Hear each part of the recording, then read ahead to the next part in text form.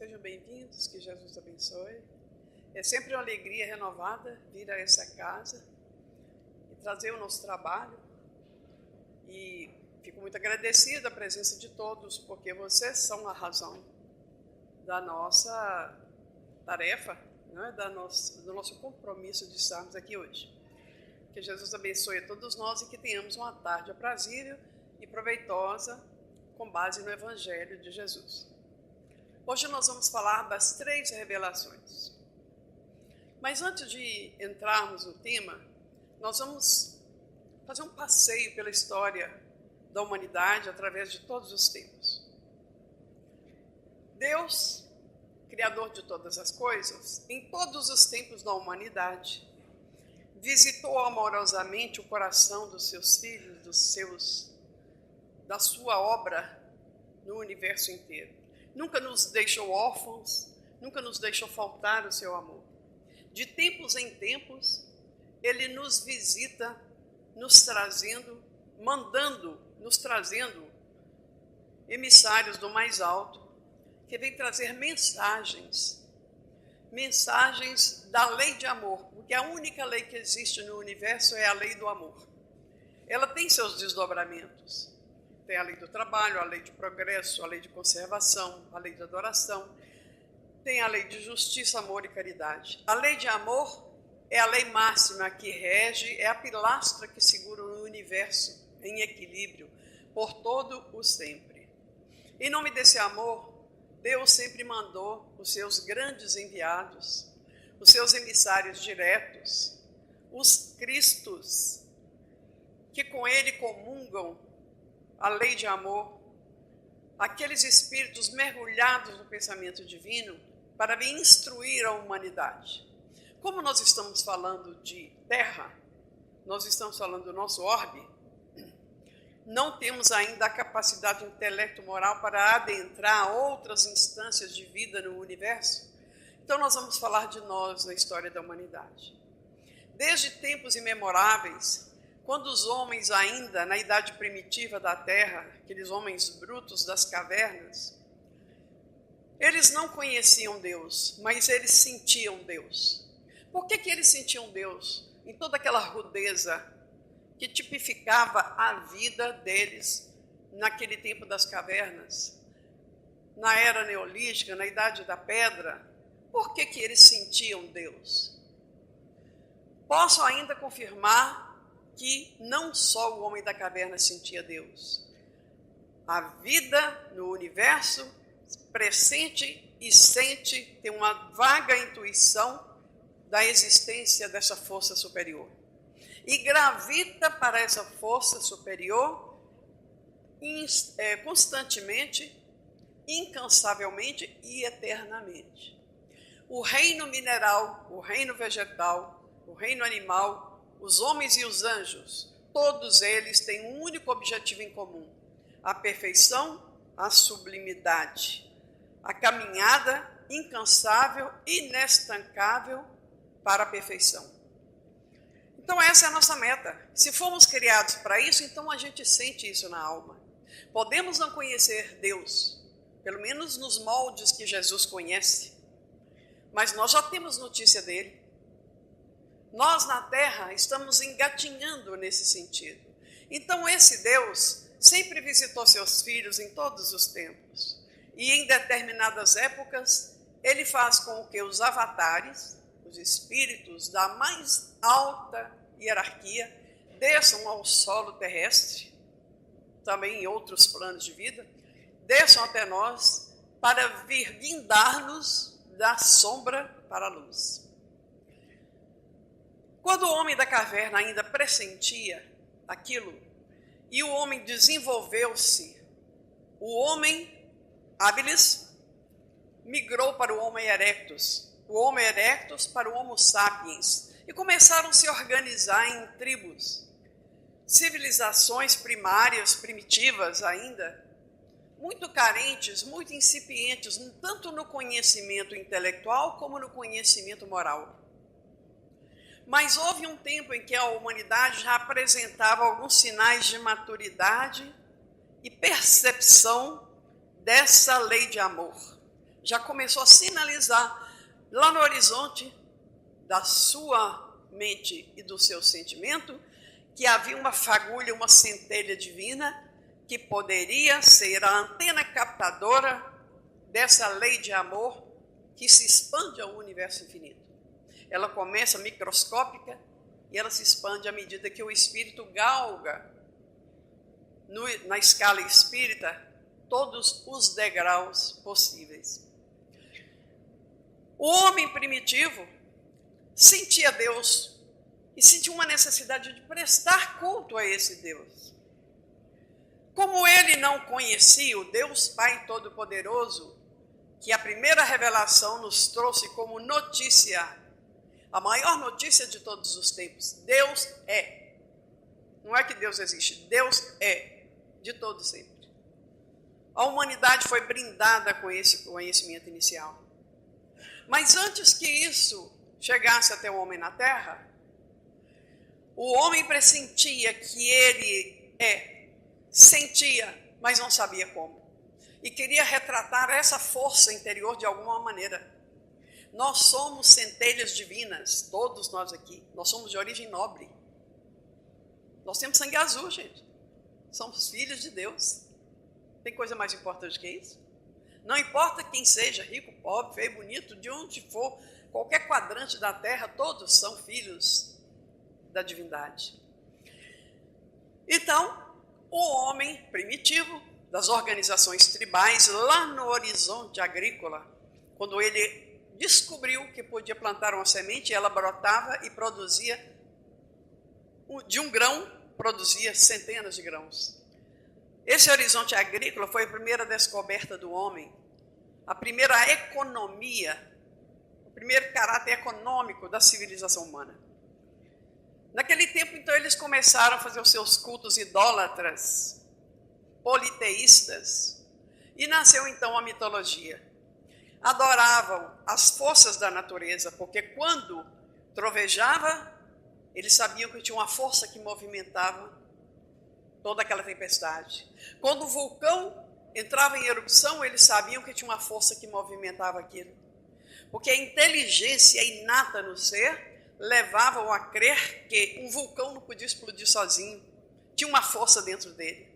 Quando o maremoto vinha e inundava a terra e dizimava tudo e acabava com tudo, ele sabia que tinha uma força que movimentava aquelas águas.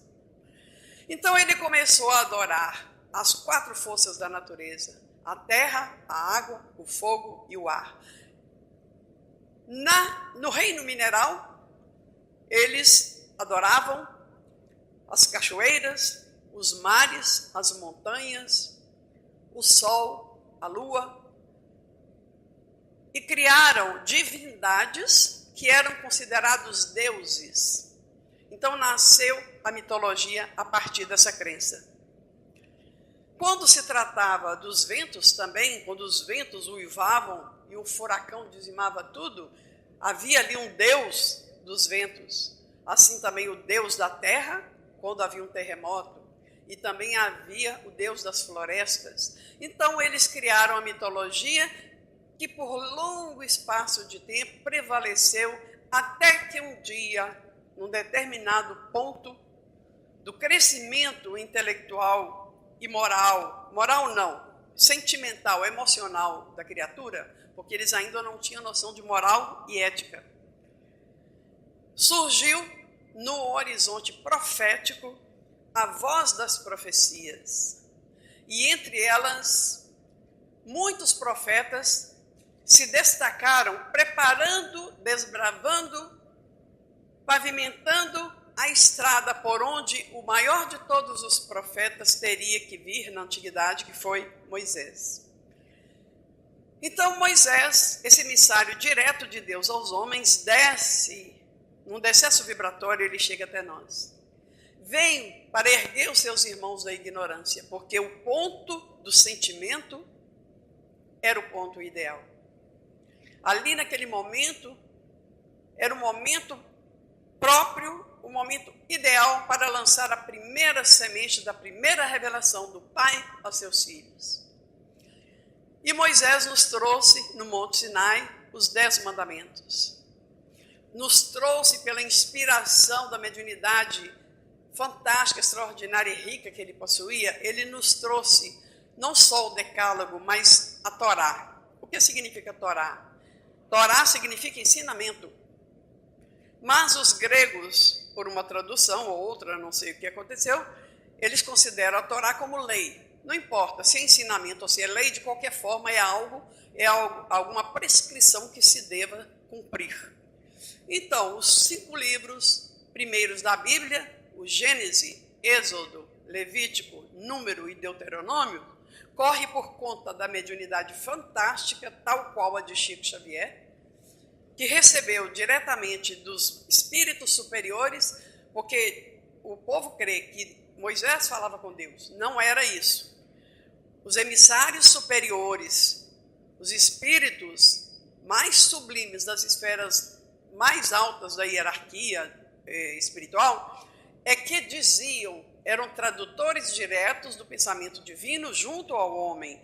E Moisés, pela sua mediunidade extraordinária, captou e codificou aquilo pelas tábuas da lei, nos trouxe a lei Torá, os 10 mandamentos, que seria a primeira revelação e a primeira, digamos, o primeiro sinal que iria clarear e nortear os destinos de toda a humanidade.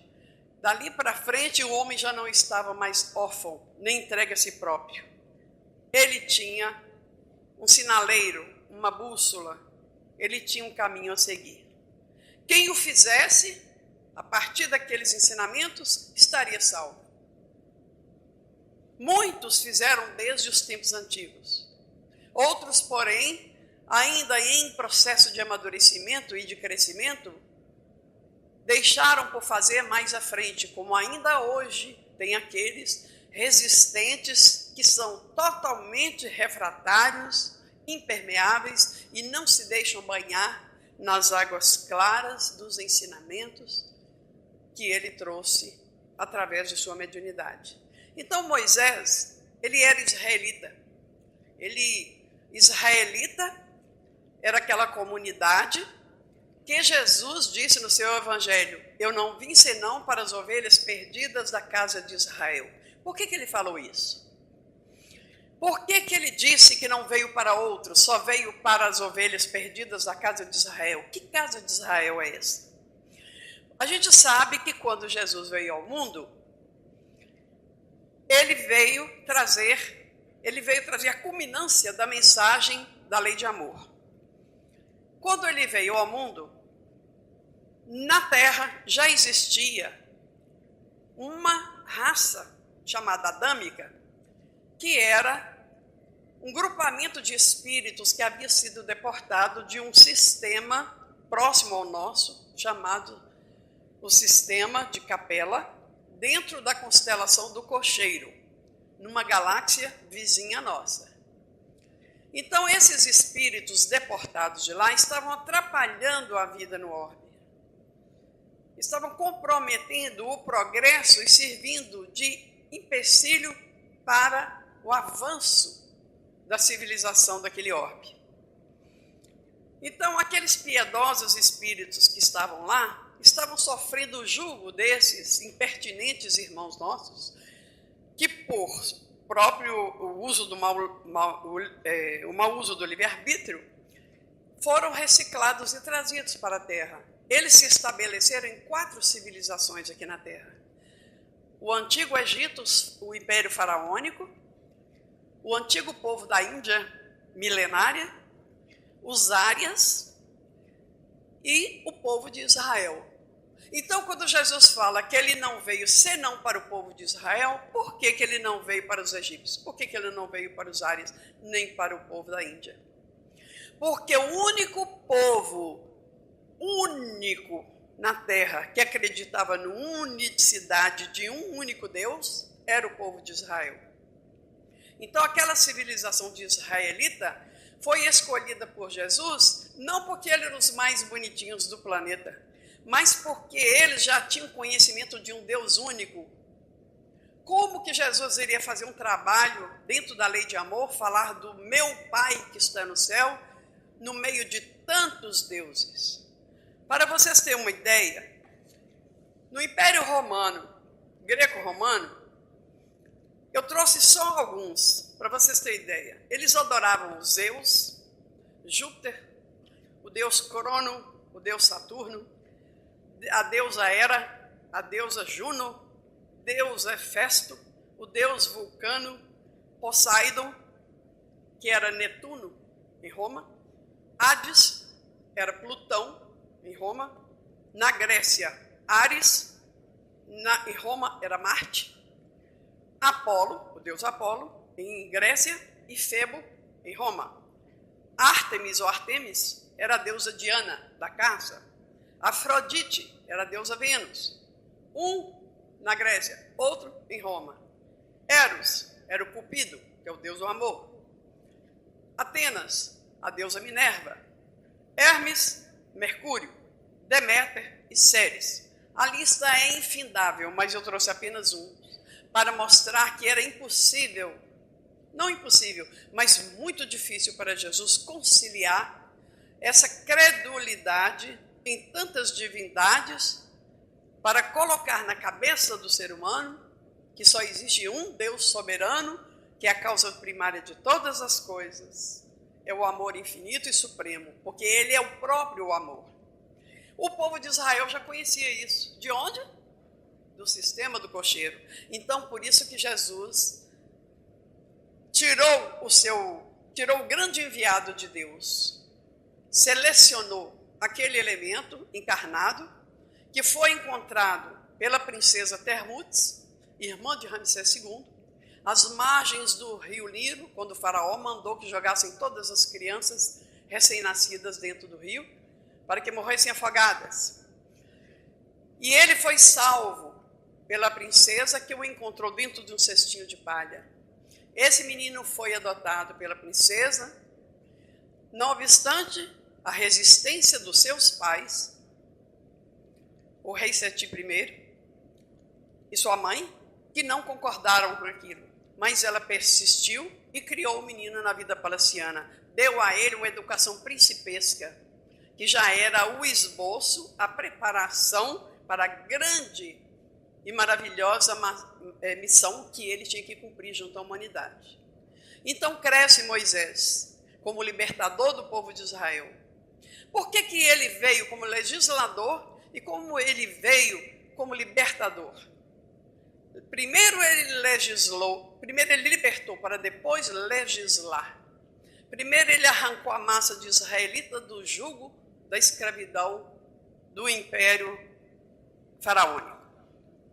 E o levou por 40 anos pelo deserto. Aquela multidão o seguia e eram seduzidos pela sua autoridade moral. A sua vibração abraçava e abarcava toda aquela gente que diante dele mantinha todo genuflexo e respeitoso, porque sentia que aquele homem era um enviado direto de Deus, porque eles acreditavam no Deus único, ao passo que o povo faraônico, do Império Faraônico, acreditava em muitos deuses, muitas divindades. Então ele arrasta aquela multidão, atravessa o Mar Vermelho, vai embora em busca da terra prometida, que os bárbaros tinham arrebatado e que foi prometida que eles se situariam ali seriam alocados, e que dali nasceria, dentro das 12 tribos de Israel, nasceria na sua descendência, à sombra do trono de Jessé, nasceria o maior enviado de todos os tempos, que seria o Salvador da humanidade, e que toda a humanidade já pressentia que um dia ele chegaria. O nosso Salvador virá um dia. Desde os tempos dos profetas antigos, eles já sentiam na alma aquela dádiva divina, aquele presente dos céus, que seria o Messias enviado por Deus aos homens. Então, a função de Moisés foi mais como um desbravador dos caminhos para que o Cristo pudesse vir e passar com todas as honrarias que ele merece. Os profetas prepararam o caminho para Moisés, Moisés preparou o caminho para Jesus. João Batista preparou a chegada do Cristo. E os tempos, os 2000 anos de Jesus, se incumbiram de preparar a chegada da doutrina espírita, que se incumbirá de concluir o trabalho que começou lá na retaguarda, desde o tempo de Abraão, Isaac e Jacó. Então veio desencadeando todo esse processo.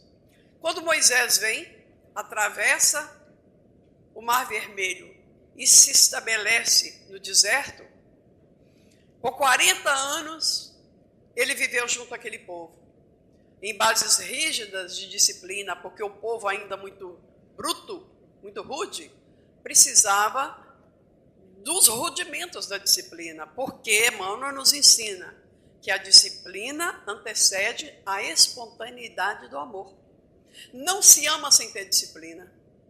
Então o pai tem, a mãe tem que corrigir primeiro o filho, para depois a atitude dele se expressar em linhas de amor, de conduta ética e amorosa.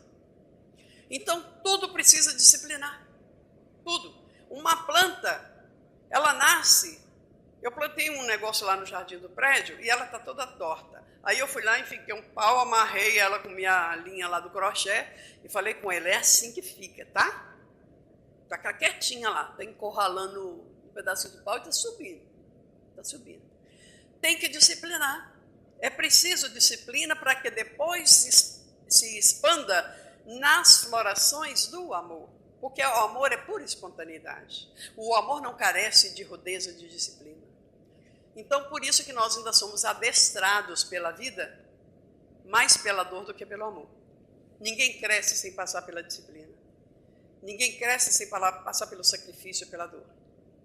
Então, Moisés veio para nos trazer o decálogo. Quando ele recebe as leis do Monte Sinai e traz para nós os 10 mandamentos que nós vamos ler rapidinho aqui, só para a gente recordar essa primeira manifestação de Deus aos homens através desse grande emissário. Primeiro ele diz, eu sou o vosso Deus, que vos tirei do Egito, da casa da servidão. Desculpa. Não tereis diante de mim outros deuses estrangeiros. Então, entre aspas, era um combate ao politeísmo, porque tinha que ser o monoteísmo, porque é um Deus só e não muitos deuses. Não fareis imagem esculpida, nem figura alguma do que está em cima do céu ou embaixo da terra, nem do que esteja nas águas ou sobre a terra, porque os homens adoravam os deuses dos mares, os deuses da terra, do ar e do fogo. Não adorareis e não lhe prestareis culto soberano. Então, é uma imposição, é uma determinação. Depois ele diz, não pronunciareis em vão o nome do Senhor vosso Deus. Lembrai-vos de santificar o dia de sábado. Honrai vosso pai e vossa mãe, a fim de viverdes longo tempo na terra que o Senhor Deus vos dará. Não mateis, não cometereis adultério, não roubeis, não prestei falso testemunho contra o próximo, não desejeis a mulher do próximo, não cobiceis a casa do próximo, nem do seu servo, nem de sua serva, nem seu boi, nem seu asno, nem qualquer coisa das quais que ele pertença. Então, estava estabelecida a primeira lei disciplinar, que dali para frente se expandiria. Ela tomaria outras conotações através dos tempos, com outros emissários que viriam. Não estava pronta a tarefa de Deus junto aos homens. Não estava pronta. Estava apenas no início, estava começando. Moisés foi como os bandeirantes aqui no Brasil. Desbravaram as terras picadas, abriram estradas para preparar os caminhos das grandes civilizações, das grandes metrópoles que hoje nós temos no Brasil. Então ele foi o bandeirante do amor.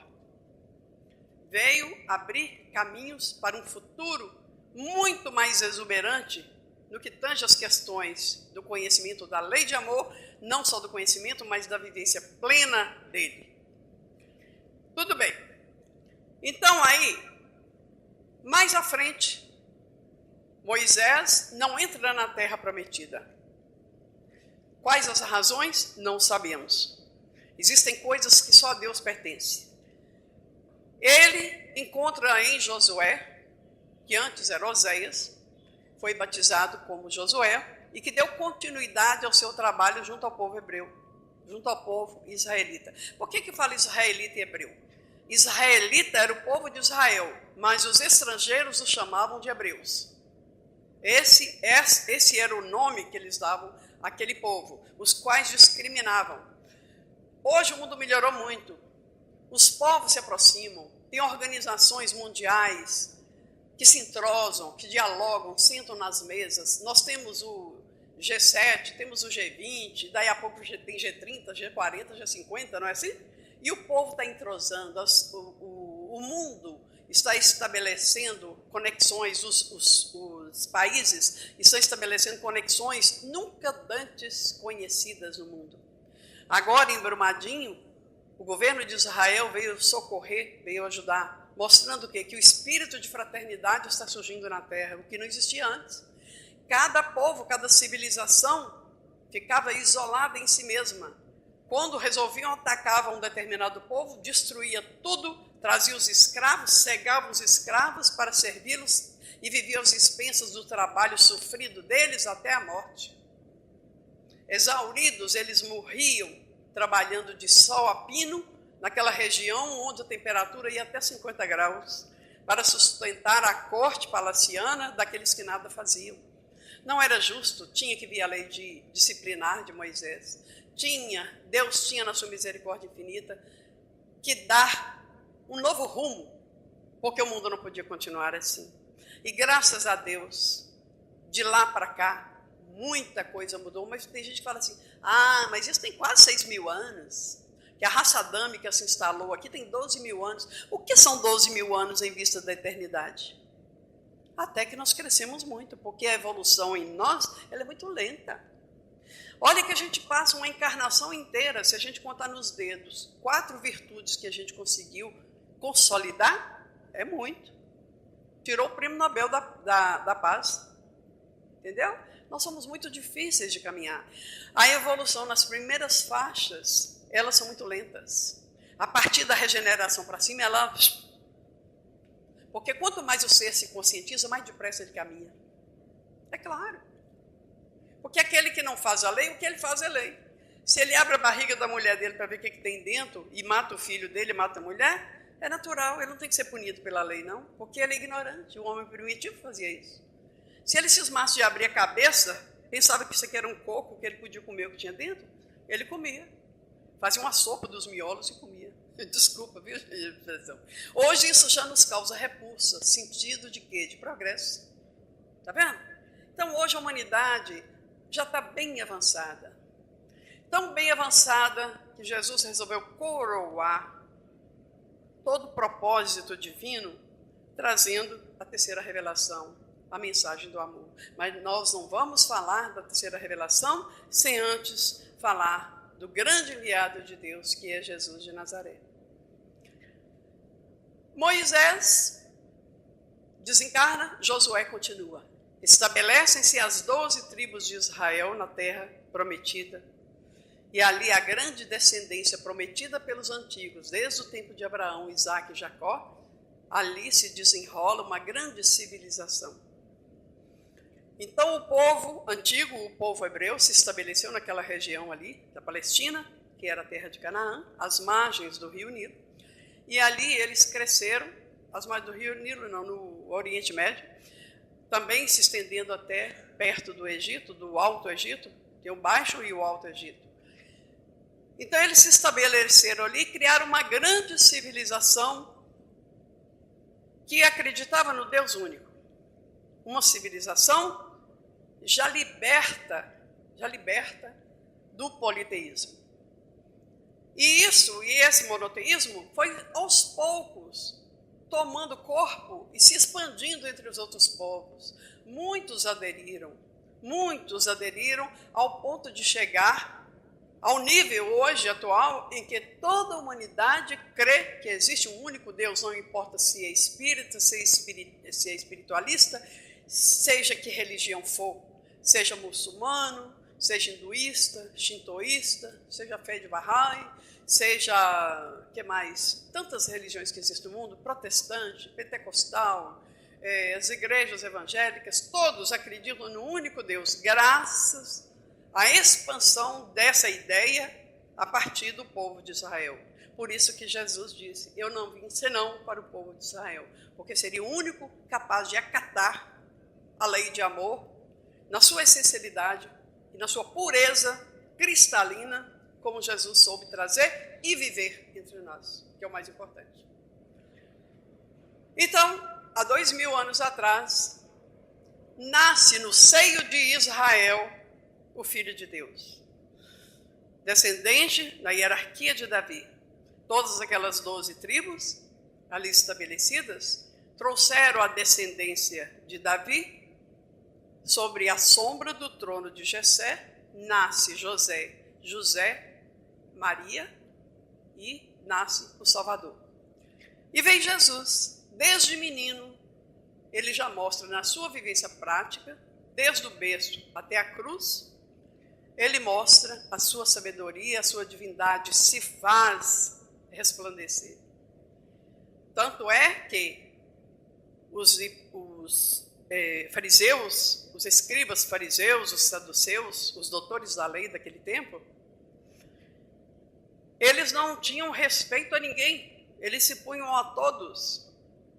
Eram arrogantes, controladores, dominadores. Eles eram a própria lei. Um dia Jesus foi encontrado doutrinando-os dentro do templo. Jesus foi encontrado dentro do templo falando a eles. E eles respeitosamente ouviam Jesus, porque eles sentiam e sabiam, porque todo o espírito que encarna na terra sabe que Deus é, que existe um ser soberano. E como Jesus foi o representante mais legítimo dele na terra, não vou dizer em outro óbito, na terra, então temos que crer que ele seria respeitado desde o berço. Desde pequenininho, certamente. Ele já ensinava. Ele, quando era pequenininho, foi encontrado pela sua mãe junto a um criminoso, conversando com um criminoso. Não sei o que ele estava falando com ele, não, mas deve ter falado muita coisa boa, né? Imagina. Deve ter sido o bebezinho mais mansinho do mundo, né? Tem hora que eu fico imaginando. Quando eu vejo um bebezinho passeando com a mamãe no carrinho, eu fico pensando assim, como é que será que Jesus seria, né? Aquela fofura.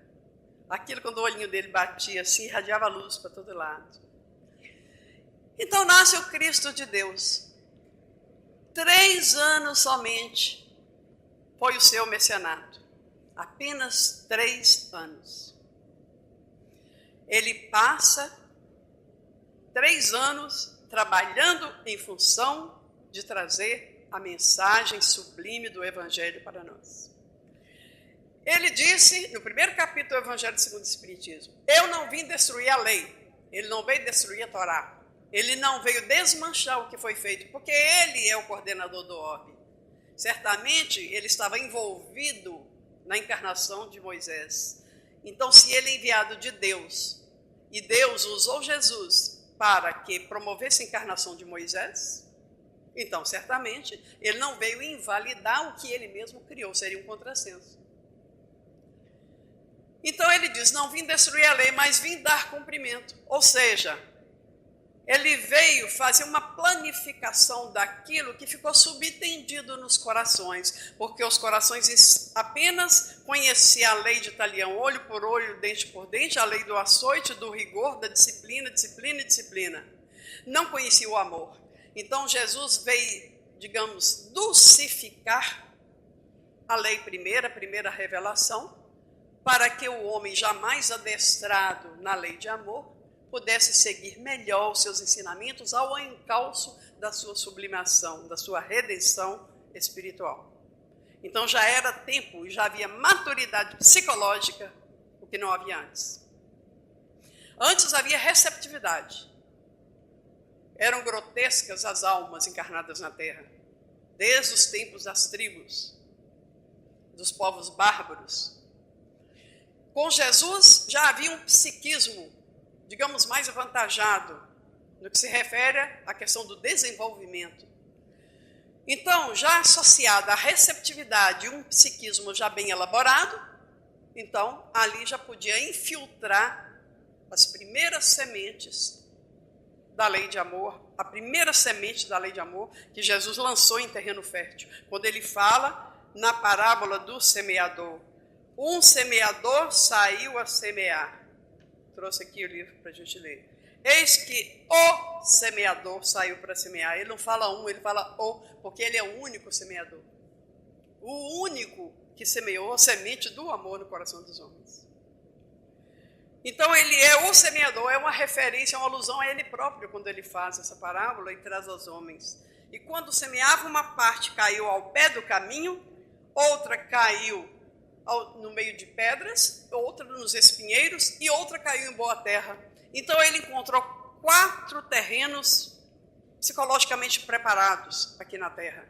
Ele encontrou um terreno indiferente, porque tem muita gente até hoje indiferente à mensagem de Jesus. Não tem?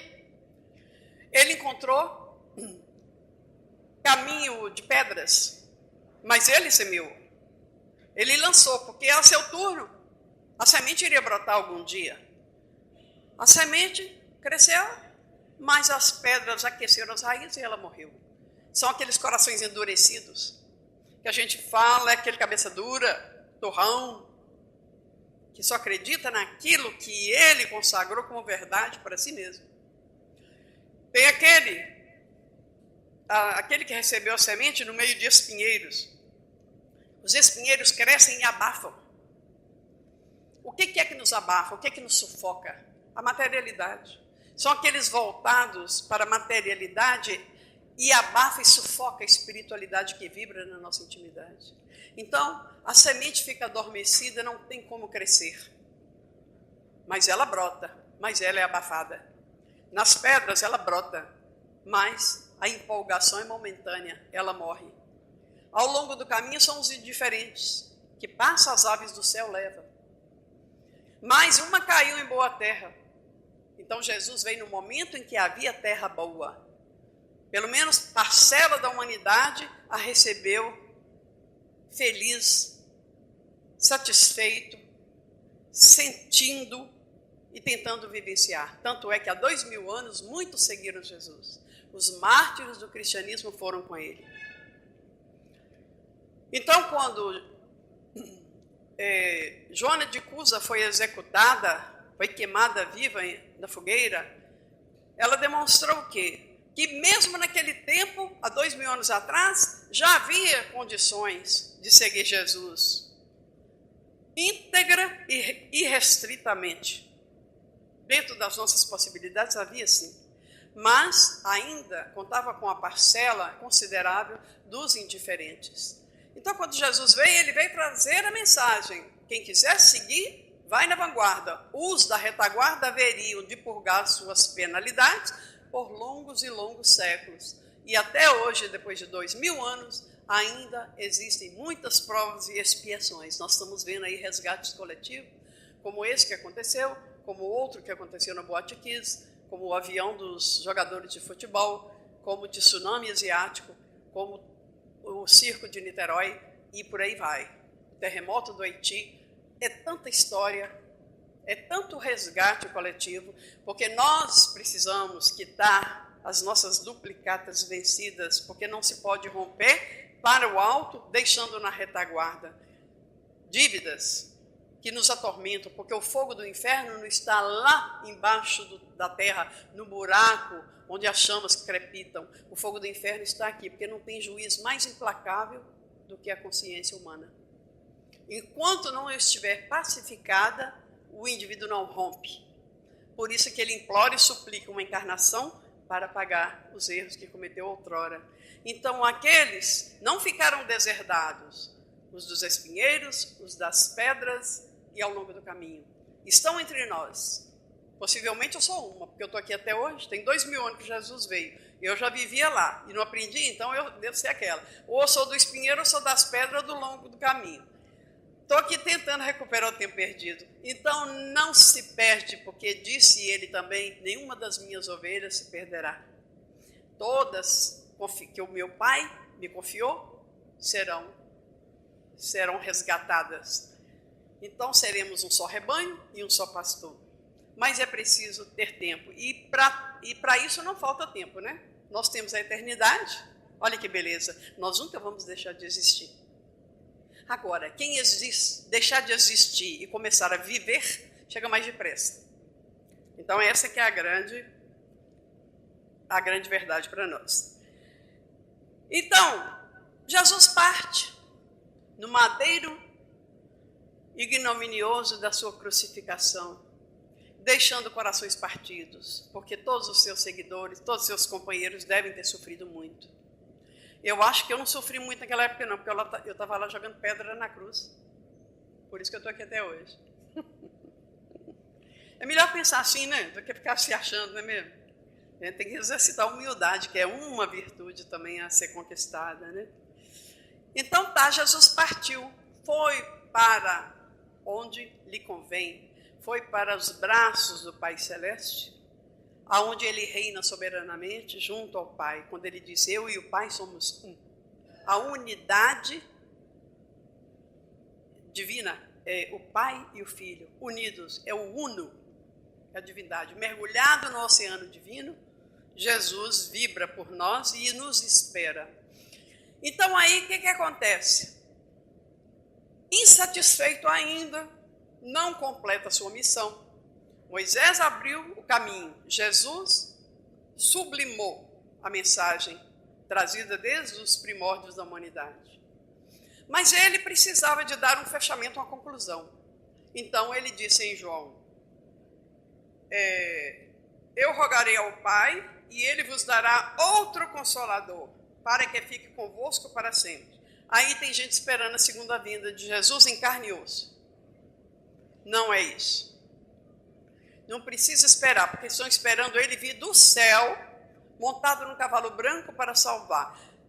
Salvação gratuita não existe, porque o bom trabalhador é digno do seu salário. Todo mundo aqui que tem seu emprego gosta de receber seu salário sabendo que ele saiu do suor do rosto. Não é isso que está lá na Bíblia? Em Gênesis 3,19 fala, comerás o pão com o suor do teu rosto até que voltes à terra de onde saíste, porque homem tu és pó e ao pó tu has de voltar. Então, que alegria saber que a geladeira está cheia, que o seu bolso estava cheio de dinheiro, porque você trabalhou o mês inteiro, pegou o ônibus e foi de sol a pino, com essa lua que nós estamos tendo esse dia, né? Com essa temperatura fresquinha, né? Esse ar-condicionado que nós estamos tendo, para ir trabalhar todos os dias, sol inclemente, verão, né? Quente demais, para ir prover a família. Tem coisa mais gratificante que isso? Não existe. Somente os espíritos viciados é que gostam da comodidade. O homem de bem tem prazer em prover o seu próprio sustento. Então, Jesus falou, vou mandar outro Consolador. Pedirei ao Pai, ou seja, ele transfere a autoridade para o Pai. Ele não se faz autoridade, olha a humildade dele, grande como ele é, e ainda diz, eu pedirei ao Pai. Olha a humildade dele. E ele vos mandará outro Consolador. Ele não falou assim, vai me mandar de novo. Ele falou que vai mandar outro Consolador. Para que fique convosco para sempre. Então não vamos aguardar a vinda de Jesus não, porque ele já veio. E aí Emmanuel, quer ver? Ó? Emmanuel fala aqui na questão 352, será que eu pus aqui? Acho que eu pus. Emmanuel fala aqui na questão 352 do livro Consolador o seguinte, devemos reconhecer o Espiritismo, o cristianismo redivivo? Ou seja, é o cristianismo que está voltando? É Jesus voltando? O Espiritismo evangélico é o Consolador prometido por Jesus, que pela voz dos seres redimidos espalham as luzes divinas por toda a terra, restabelecendo a verdade e levantando o véu que cobre os ensinamentos na sua feição de cristianismo redivivo, a fim de que os homens despertem para a era grandiosa da compreensão espiritual com Cristo. Então ele já veio. Em 1857, Jesus nasceu de novo. Num novo enfoque, sob um outro prisma, num outro berço, em Paris, Jesus nasce.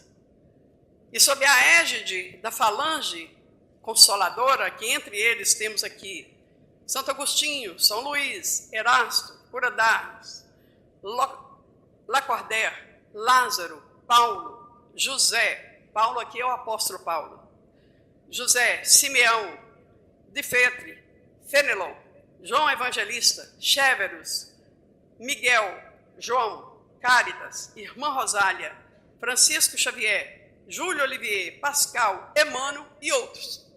Uma infinidade de espírito formou o cortejo da falange codificadora da doutrina, que deu a vida e deu luz, à codificação, as pilastras básicas para a grande estrutura do espiritismo cristão, que vai não modificar a lei de Moisés, não modificar a lei de Cristo, porque a lei de amor é uma só, mas vai dar uma nova claridade, porque o psiquismo do homem na Terra e o seu sentimento já está em níveis de evolução tão aprazíveis para receber, para acolher esses ensinamentos, que Jesus achou oportuno momento para lançar sobre a face da Terra esse novo corpo de doutrina, que seria o guia e a bússola norteadora daqui em caráter definitivo. Não que o evangelho dele perdeu o prazo de validade, não é isso. O evangelho revivido, mais esclarecido, com outra entonação, para que a gente possa compreender melhor, para poder viver melhor.